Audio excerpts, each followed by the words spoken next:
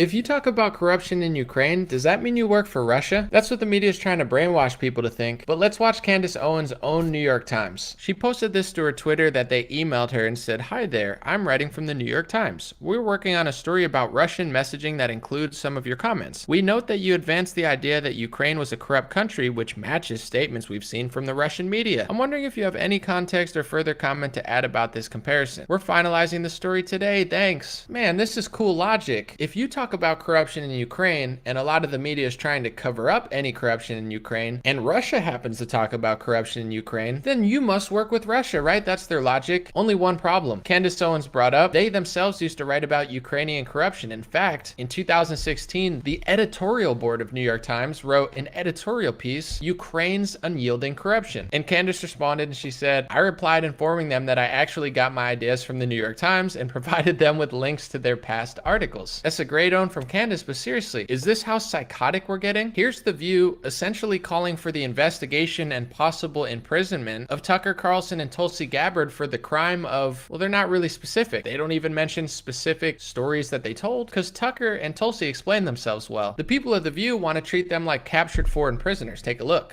And look, but I think that's an incredibly relevant question. Yeah. And I think DOJ, in the same way that it is setting up a task force to investigate oligarchs, should look into people who are Russian propagandists and shilling for Putin. That's being, if you are a foreign asset to a dictator, it should be investigated. In fact, I remember when Tulsi Gabbard, and I even hate that we're discussing it because I think to myself, who is this woman?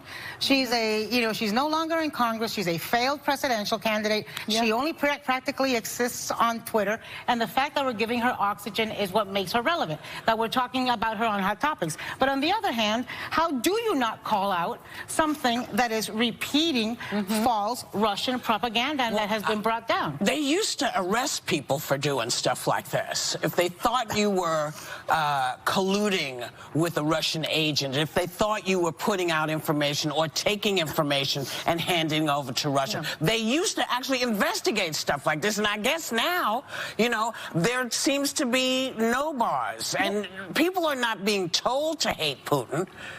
Putin doesn't need a reason to be hated. It's pretty much clear.